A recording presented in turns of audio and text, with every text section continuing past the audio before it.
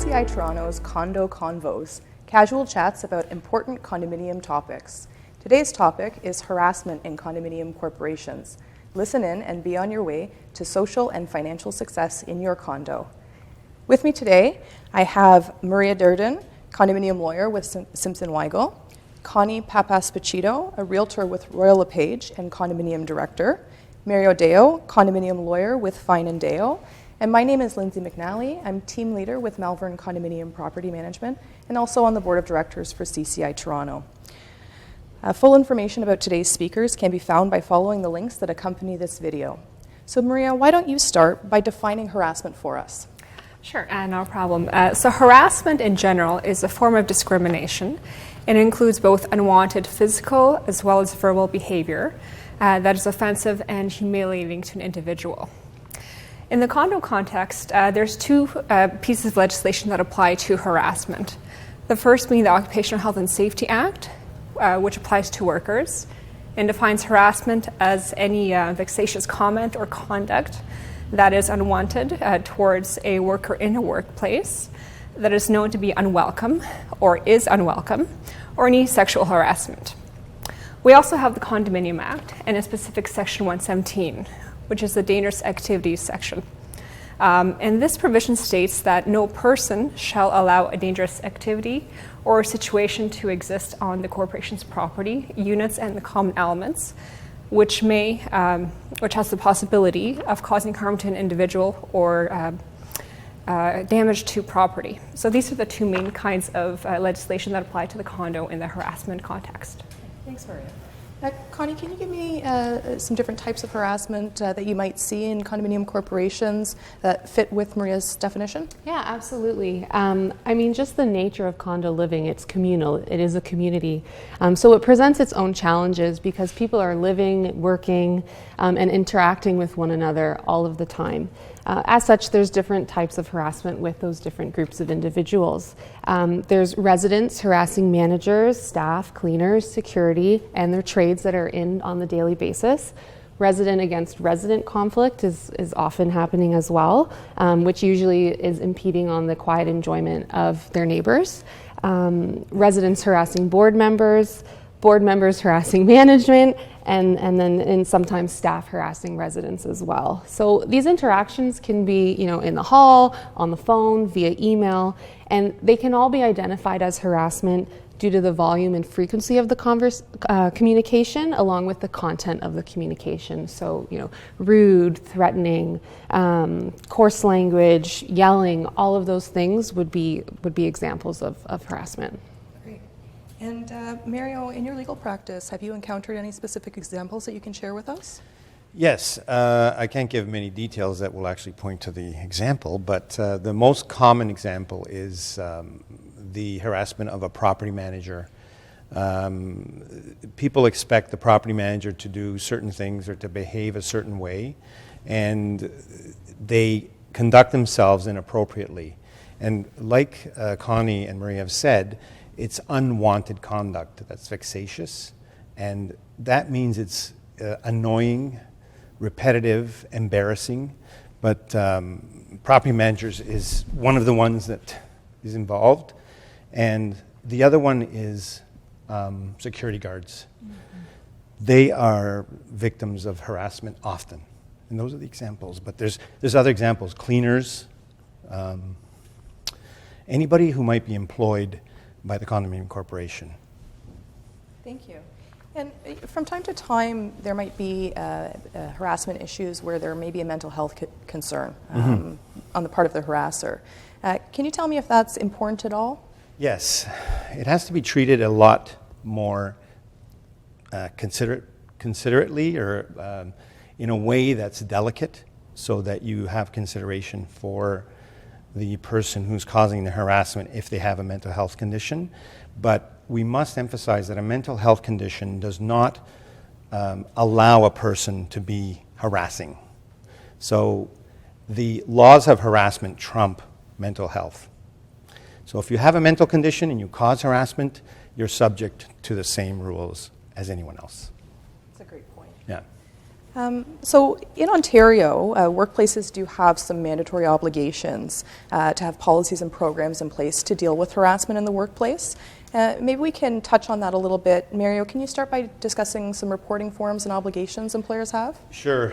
The first obligation is first of all, you don't have to have a report of harassment. Someone doesn't have to tell you. Someone doesn't have to send you a letter. It can be something that you notice. In any of those situations, the employer has an obligation to report or to deal with the harassment in accordance with their harassment policy. There's no forms, but the first thing that should be done is there should be a letter to the harasser and to the victim of the harassment, indicating there will be an investigation. And then an investigation is conducted. So that's one form, is that letter. The next, it's not a form, it's a report. And the report is very confidential, not to be released to the harasser or the victim. And that report contains facts and findings of the investigator. And after that report, and this is under the OHSA, it's not the type of harassment that's under Section 117, let's make that clear. Under the OHSA, you're required to provide, after the report, which is fact-finding, after the report, you're required to provide an executive summary.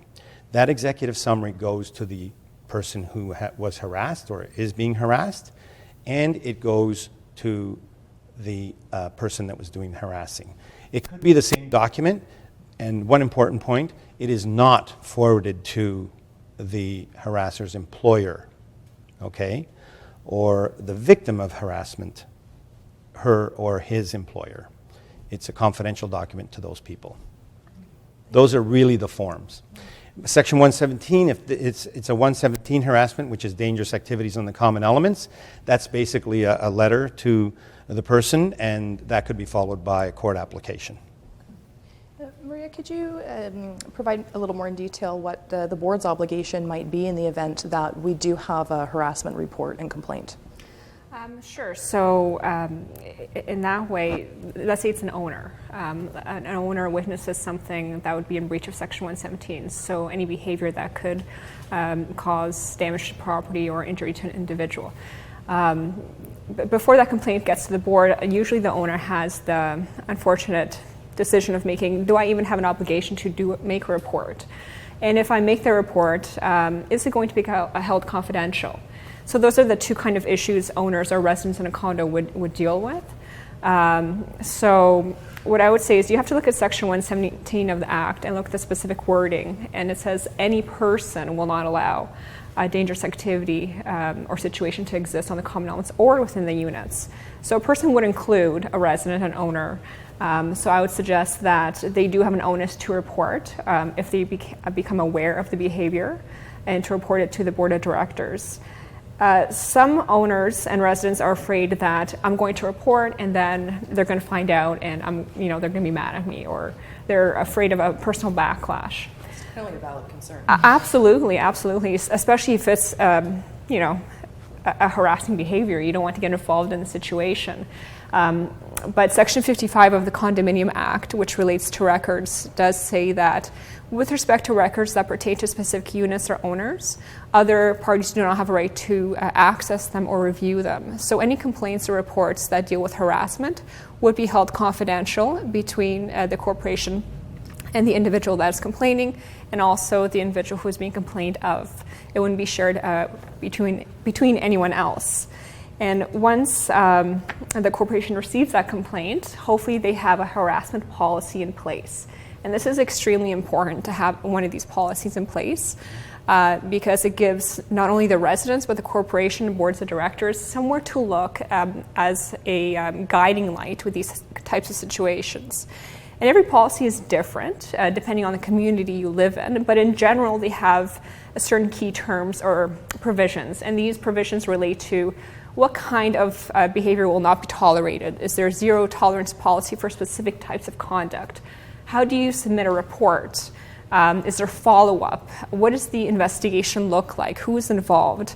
Once investigation is completed, do you get a report back to the person who complained or not? So how a board responds depends largely on any policies you may have, which are not necessarily required by law, but certainly recommended. And Connie, in your experience as a condominium director, how does the board become aware of these concerns, and what other practical tips can you give us? Sure. I think it starts with awareness, education. When a board member is elected on, they should be given a copy of those policies. Hopefully they're in place, right? But a copy of them and review them, and review them often, because harassment comes in many different forms. So it's good for the board member to know what the definition is and what can be considered as harassment, so that they can help and deal with that harassment. Because board members, they live there, but they're often working other places. They're not always around to see what's happening with the interaction of the harassment. So we really look to our property management teams to communicate with us and let us know what's happening in the event that there is an issue. I mean, every day, everyone has bad days sometimes. A one-off, still not forgivable, but maybe not the true definition of harassment. But if there is a consistent culprit, the board then is armed with the information to be able to help and uphold the zero tolerance policy or whatever harassment policy is in place. And I think that brings us back to the definition of harassment too, is if the conduct ought reasonably be known to be unwelcome, then it needs to be considered harassment under that policy, and the board needs to deal with it accordingly. No. Yes, and there's a definition which is vexatious. It has to be vexatious conduct that's unwelcome. And I just looked up vexatious this morning on my phone. And annoying, embarrassing, repetitive. It's, vexatious sounds like it has to be really bad, but those things are not really that bad. Right. So if they're annoying, repetitive, something that somebody doesn't want, something that happens all the time, it can be harassment. Okay. Or even offensive, you can add to that. Yeah. I think it's included, so it's broad. Yeah. So we've talked a little bit about obligations, and we know that there is an investigation process that needs to be followed. Mario, can you tell us if there's ever an instance where you might want an outside party doing the investigation? Yes. If it's under the OHSA, which is if a worker is being harassed, and the definition of a worker is somebody who could be working for your contractor, and the question I get is, wait a minute, they're working for the property management company or the security company. Isn't it their problem to do the investigation? And the answer is no, it's happening within your sphere, so the corporation has the obligation to do the investigation. Because you're the provider of the workplace, correct? Right, and because you have control of that workplace. Mm-hmm. The contractor doesn't necessarily have control of it. In the case of 117, I think Maria's already addressed how you do that, but that's how you would deal with that situation. Okay. And in the context of a workplace, how do you keep the workers safe from harassment as the investigation process is going on? Do they have the right to refuse to work in that environment? Good question. If the worker, you don't have to necessarily tell them. I would like to tell them if it's a really bad situation, because some managers just, for example, they won't leave no matter how bad it is. And in those cases, I think the corporation should tell them you can leave. But at any point in time, a worker has the right to leave. And if they do, you can't deduct that pay because of the situation. So they do have the right to leave. And Maria, when the harassment is under Section 117 of the Condominium Act, does the corporation have any obligations to take the same measures to prevent the harassment while the investigation is going on? Or can you give us any other tips?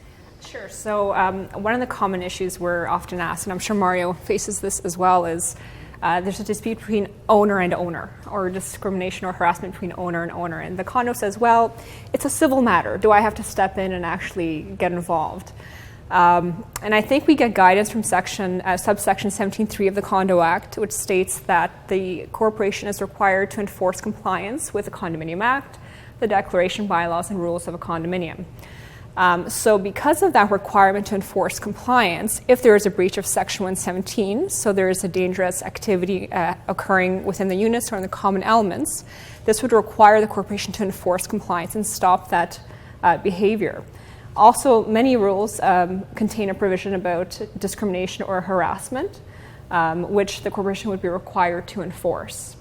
So the condo can't just sit back and say, it's a civil matter between owner and owner, we're not getting involved. They have a duty under Section 17 sub 3 to take those steps to ensure it stops. And what does that look like? Mario touched upon it at the beginning. It really depends on the circumstances and the facts of the matter. But in general, you see written and verbal warnings to the individual, compliance letters from legal counsel, perhaps a court application. And again, it really depends on how difficult or how dangerous the situation is, how quickly you react, and the manner in which you react. Great. And Connie, what about the overall sort of social health of the condominium corporation while all this is going on? Can you give us some do's and don'ts or what you think the board should do to help the community as a whole through this process? Sure, absolutely. I think it's kind of two-pronged. I think it depends on if the harassment is affecting your management and staff versus resident. So I think I'll probably just focus on, the property management side of things, because that really does affect the corporation much more deeply.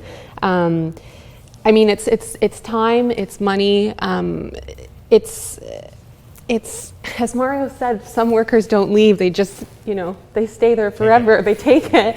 That's the worst case. Right. But if a worker does leave, where does that leave your corporation, right? That property manager who's managing your building day in and day out, they know the ins and outs. Now you have to spend time, money, resources to find somebody else, to train them, to hire them, to bring them in. So, cost of those resources, that time lapse. But it's interesting. If a property management firm comes in and they leave, and another one comes in and they leave because of harassment, I think a lot of people are quick to look outward but not inward. If there's harassment going on within your condo corporation, whether it's board directors against property management or residents to property managers or staff, there's something wrong in the building. There's something that the board is not doing to protect the workers and providing a safe environment. So I think from a board perspective, it's really important to look at that proverbial mirror and say, okay, guys, something's not working and it's not everybody else. So what can we do to make sure that harassment doesn't happen and we keep our team happy and safe? Which can be so difficult. I find at least that those types of individuals that are causing the harassing are not willing to look inward and say, so that personality is not conducive to self-criticism and reflection. Right. And it applies to the question you asked, when is the board not able to conduct the investigation? Yeah. The answer is when there's a perceived conflict of interest, when the board's not getting along, where half of the board's blaming the person that's being harassed and half of them aren't. In that situation, the board needs to get someone external. And there's all kinds of people that are specialized. These are specialized investigations. Now, having said that, the investigation sometimes needs a specialist. But a lot of the times, all you need is a resolution, okay? So there was an incident that happened recently where two people started yelling at each other, and one was a worker and one was a resident. The next day, the resident called the worker and apologized to him. So in that case, a letter was sent and said, this happened, that happened, we heard about it, we understand there's been a resolution. If there's nothing further that you would like, we consider this matter closed. It doesn't always have to be this blown up case. And the same with the directors. All the directors have to do, if they consider themselves neutral, all they have to do is talk to one person, talk to the other person, do a very short report, and come to a resolution. And, you can't do that always, but it doesn't always have to be this big, huge thing. I think it's an important point to highlight as well, that you never want one bad individual or a couple of bad individuals to have a negative impact on your community as a whole. And if you have one or two people who are going to be harassing your property manager or other staff, maybe great staff, and they leave as a result of that, it's bad for the long-term success of the condominium corporation. If you have a great manager, you want to hold on to them. Yeah, I mean, if you're spending all your time dealing with these kinds of issues, what are you really dealing with from a community building and, you know, moving forward perspective? You're not. You're stuck in the weeds with this. Yeah. Well, thank you so much, you guys, for joining me. And thanks to our listeners for joining us today. For more information about harassment in condos, feel free to check out the Condo Voice archives on CCI Toronto's website. There are a number of great articles on this topic.